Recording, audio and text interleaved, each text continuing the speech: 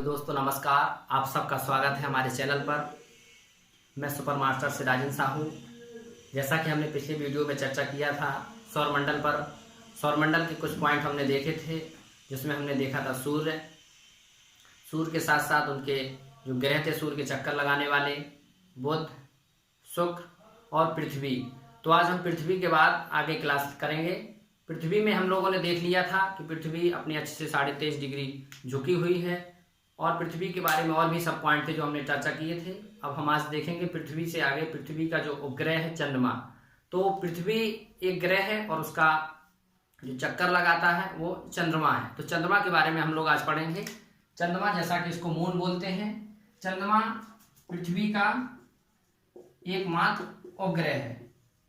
चंद्रमा क्या है? पृथ्वी का एकमात्र उपग्रह है। ये हमारा पहला पॉइंट होगा।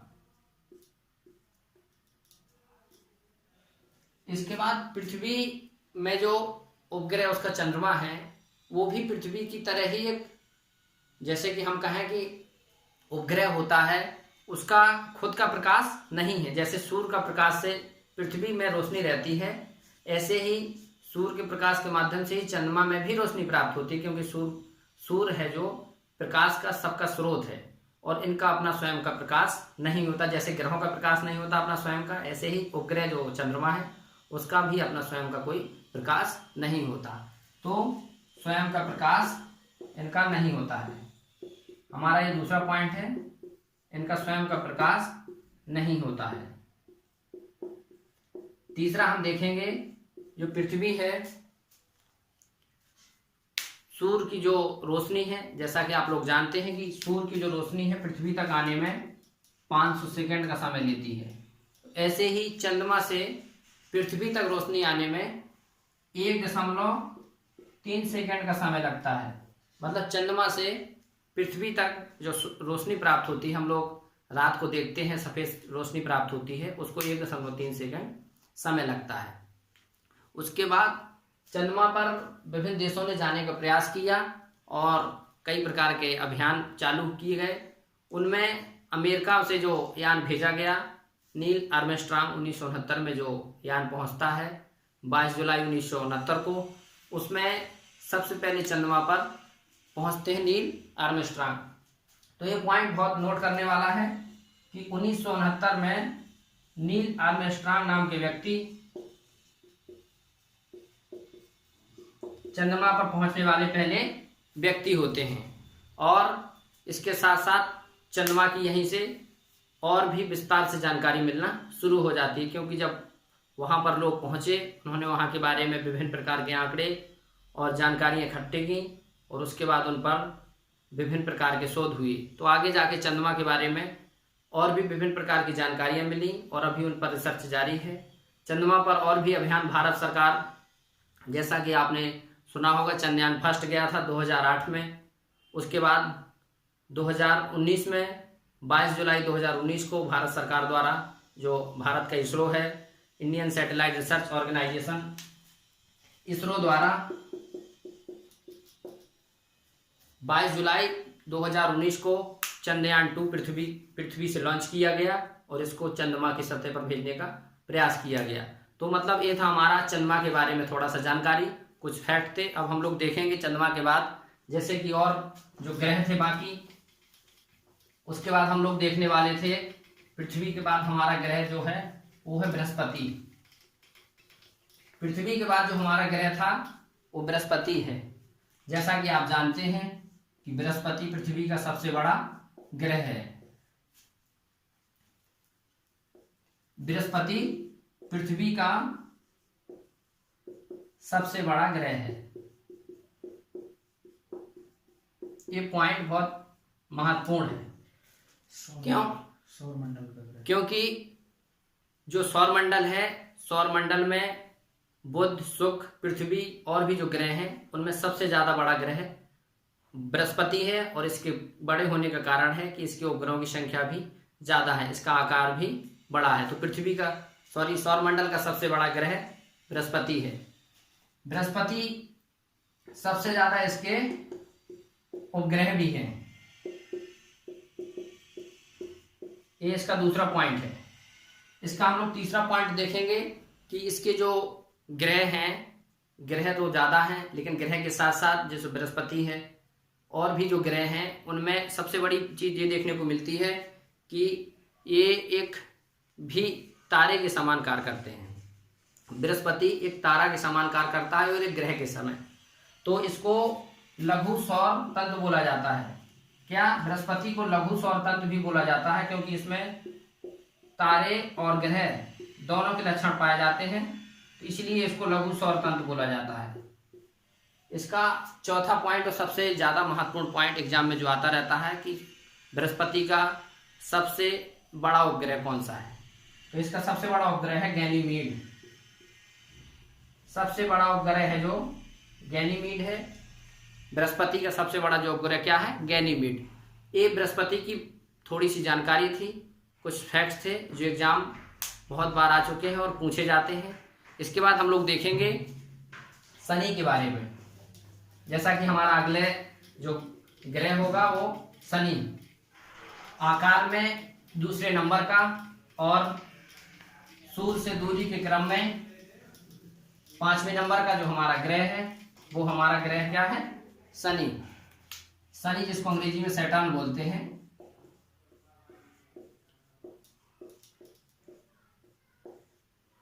पृथ्वी से तो ये बहुत बड़े हैं, क्योंकि पृथ्वी तो एक, जैसे कि आकार में मैंने बताया कि पहले नंबर पे हमारा बृहस्पति आता है और दूसरे नंबर पर शनि, तो पृथ्वी से तो कोई गणना की बात ही नहीं है। ये ग्रह सबसे बड़े ग्रह है जो सौर मंडल के दूसरे नंबर के सबसे बड़े ग्रह हैं।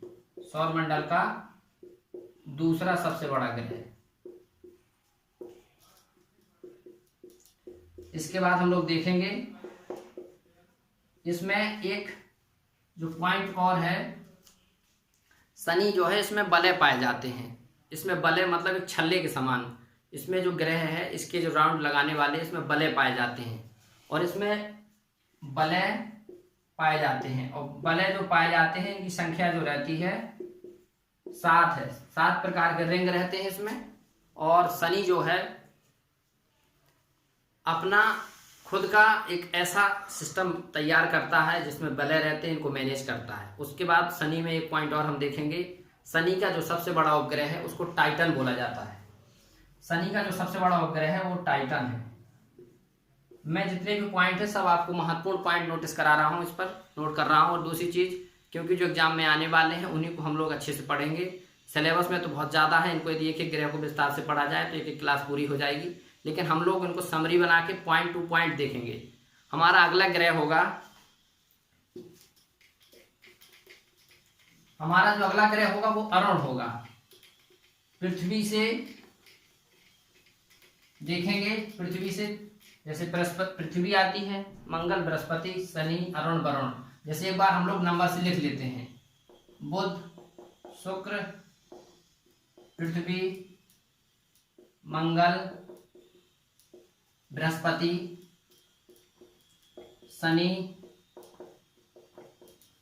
अरुण और वरुण। अभी तक हम लोग इतनी की जानकारी कर चुके हैं, मतलब बुध, शुक्र, पृथ्वी, मंगल, बृहस्पति और शनि, इनके बारे में हम लोग पढ़ चुके हैं। अब आगे हम पढ़ने वाले हैं अरुण के बारे में। अरुण जिसको अंग्रेजी में यूरेनस बोलते हैं।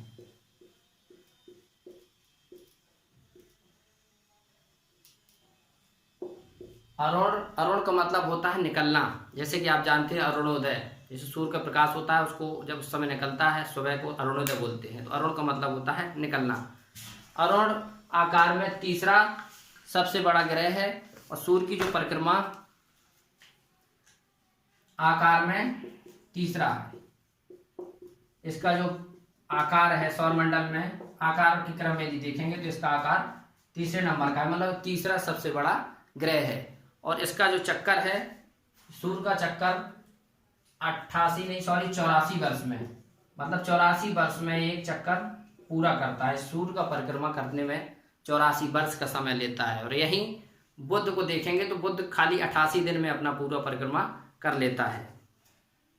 इसकी जो खोज की थी, इसका एग्जाम में पॉइंट कई बार आ चुका है पेपर में, इसकी खोज की थी विलियम हर्शेल ने। इस पॉइंट को आप याद रखेंगे, विलियम हर्शेल। विलियम हर्शेल ने इसकी खोज की थी अरुण ग्रह की, और बताया कि अरुण जो ग्रह है वो पृथ्वी से 5 डिग्री अंश लेटा हुआ है। इसका जो झुकाव है, जैसे हम लोग देखते हैं सौरमंडल में पृथ्वी के बारे में ऐसे झुकाव है, ऐसे ही इसका भी झुकाव देखा गया है। तो इसमें 5 डिग्री के लगभग झुकाव है, इसलिए इसको लेटा हुआ ग्रह बोला जाता है। अरुण को लेटा हुआ ग्रह भी बोला जाता है। ग्रह हर बार लिखने में थोड़ा कंफ्यूज हो रहा हूं मैं। लेटा हुआ ग्रह बोला जाता है। इसमें एक पॉइंट हम लोग थोड़ा भूल गए, उसमें हम लोग देखने वाले थे कि जैसे चंद्रमा के बारे में मैंने देखा, पृथ्वी पे देखा, तो पृथ्वी पे हम लोग उसके बाद मंगल के बारे में देखे। तो मंगल की एक चीज थी, आप लोग नोट कर लेंगे, मंगल ग्रह जो होता है वो लाल रंग का होता है। जो मंगल ग्रह है वो लाल रंग का होता है। पॉइंट छूट गया था, फिर से मैं आपको बताऊं। मंगल ग्रह जो है लाल रंग का होता है। इसका कारण क्या है?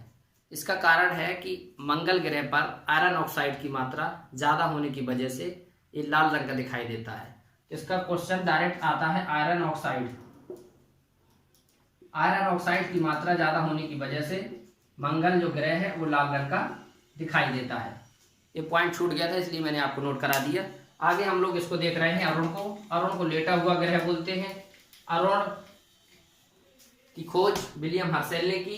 इस सूर्य का चक्कर 84 वर्ष में लगाता है, और इसका जो सौरमंडल में आकार है वो 3रे नंबर का है। मतलब यहां से हम लोग देखेंगे ये पहला नंबर, दूसरा नंबर, तीसरा और चौथा। तो मतलब तीसरा नंबर जो आकार में है वो अरुण ग्रह है। चौथा नंबर हम देखने वाले हैं वरुण को। वरुण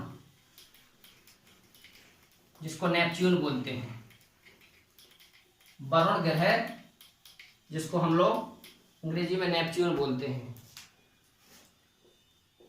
बहुत खास नहीं है, लेकिन थोड़ा सा समझेंगे। एग्जाम में अरुण से क्वेश्चन आता है ज्यादा, क्योंकि ये वरुण सबसे अंत में पड़ता है दूरी के क्रम में, तो इसको जानना भी जरूरी है। आकार में 4थे नंबर का होता है। आकार में इसका जो क्रम है 4थे नंबर का है। सौरमंडल का 4थे नंबर का सबसे बड़ा ग्रह है। और जो सूर्य की परिक्रमा है 165 वर्ष में पूरी करता है। जो परिक्रमा है जो सूर्य की 165 वर्ष में पूरी करता है। अब समझ लीजिए कि इसका जो घूर्णन काल है वो कितना स्लो है, कितना धीमा है कि 165 वर्ष इसको सूर्य की पूरी परिक्रमा करने में लग जाता है। और इसका जो रंग होता है ये हल्का पीला होता है। जो रंग होता है हल्का पीला होता है। इसकी जो कलर है उससे मिलता जुलता है, जैसे मंगल ग्रह से थोड़ा इसका कलर मिलता जुलता है। इतना पॉइंट था हमारा वरुण के बारे में। इसमें हम लोग थोड़ा सा एक पॉइंट अब और एक्स्ट्रा पढ़ेंगे। उल्कापिंड, धूमकेतु, पुच्छल तारा, और पुच्छल तारा के बाद मंगल मिशन, जो बहुत महत्वपूर्ण पॉइंट है, करंट में भी आता है। तो हम लोग सबसे पहले देखेंगे, क्योंकि अभी ग्रहों की चर्चा हो रही है तो ग्रह में हम लोग देख लेते हैं।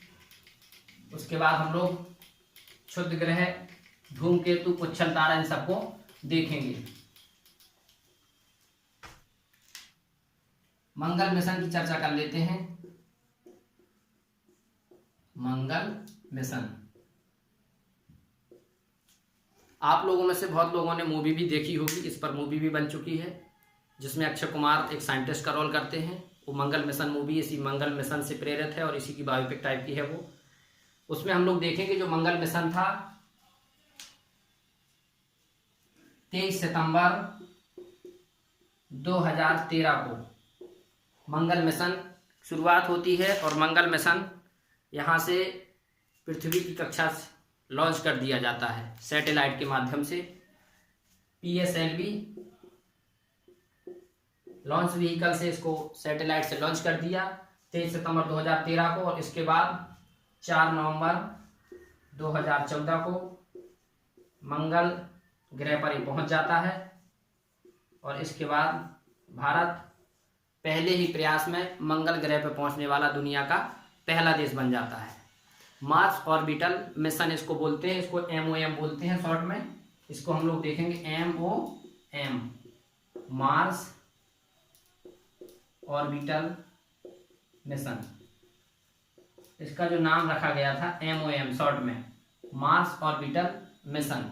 इसको इसरो द्वारा लॉन्च किया गया। तो इसरो के बारे में थोड़ा सा हम लोग देखेंगे। इसरो की फुल फॉर्म समझेंगे, इंडियन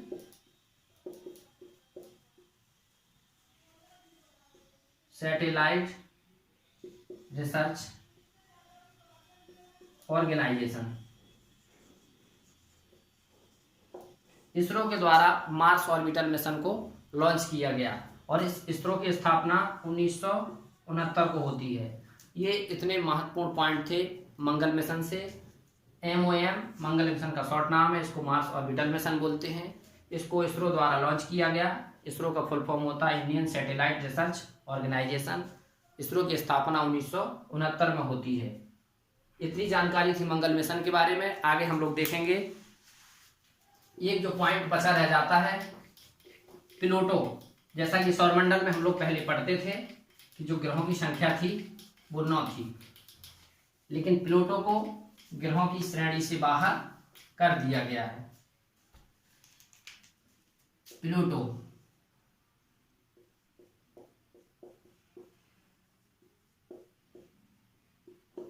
ये प्लूटो जो ग्रह है, सॉरी अब ग्रह नहीं है, एक तारा के रूप में हो गया है। इसको प्लूटो को जो नाम है, एक बहुत बड़े यूनान के दार्शनिक हुए हैं प्लूटो, उन्हीं के नाम पर इसका नाम प्लूटो रखा गया है। और इस प्लूटो ग्रह की एक विशेषता थी कि ये जो जितने भी ग्रह थे सूर्य के चक्कर लगाते थे, वो भी केपलर के नियम के अनुसार, जो केपलर के नियम के अनुसार उसकी एक कक्षा में सीमित एक मध्य दूरी होती है उस पर, लेकिन ये चक्कर लगाता था बीच बीच में, और ग्रहों की जो बीच से कटता है जो परिक्रमण काल है उसको टच करता था। मतलब ग्रह के जो रूल होता है कि जैसे कोई भी ग्रह से चक्कर लगा रहा है तो चक्कर लगाता था तो जो दूसरे ग्रह को कभी कभी उसकी कक्षा को टच कर जाता था, मतलब ग्रह के रूल को पूरा फॉलो नहीं कर रहा था। तो इसी को लेकर के 24 अगस्त 2006 को चेक गणराज्य के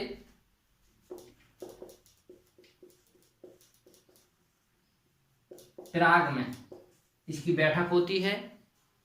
IAU इंटरनेशनल एस्ट्रोनॉमिकल यूनियन की, अंतर्राष्ट्रीय खगोलीय संघ की बैठक होती है और इसमें प्लूटो को ग्रह की श्रेणी से बाहर कर दिया जाता है। तो इस प्रकार से हमारे जो ग्रहों की संख्या बचती है 8, मतलब सौर मंडल में जो ग्रहों की संख्या है वर्तमान में 8 है। ये पॉइंट था प्लूटो से। अब हम लोग आगे समझेंगे थोड़ा सा और ग्रहों के बाद जो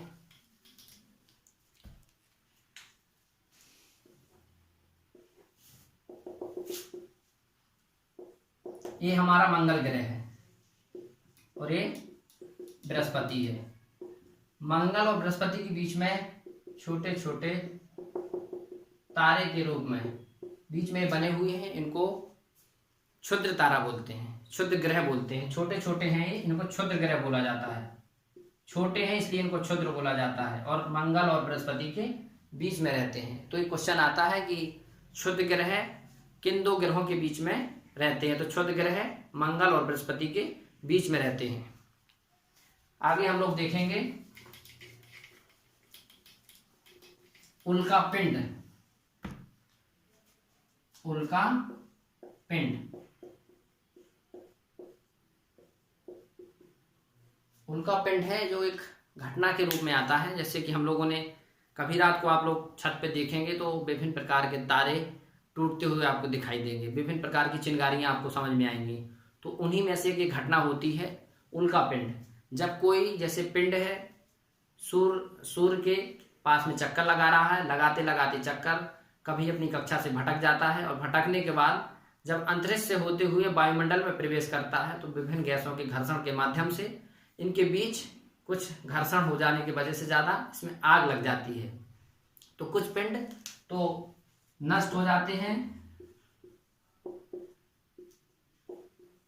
जो पिंड नष्ट हो जाते हैं उनको उल्काश में बोलते हैं, और कुछ पिंड ऐसे होते हैं जो नष्ट नहीं हो पाते, कुछ बचे रह जाते हैं और ये आकर के हमारी पृथ्वी पर गिरते हैं। गिरने के बाद इनको उल्का पिंड बोलते हैं। जैसा कि आप लोगों ने घटनाएं सुनी होगी कि कहीं समुद्र के पास कहीं इस देश में उल्का पिंड गिरा, तो वही होते हैं जो पिंड के रूप में आते हैं। कुछ पृथ्वी के घर्षण की वजह से जल जाते हैं और कुछ जो शेष बचे रह जाते हैं वो उल्का पिंड के रूप में गिरते हैं। तो उसमें उल्काश में जो पॉइंट है ये जले हुए का है, और जो बचा हुआ पॉइंट रहता है उसको बोलते हैं उल्का पिंड।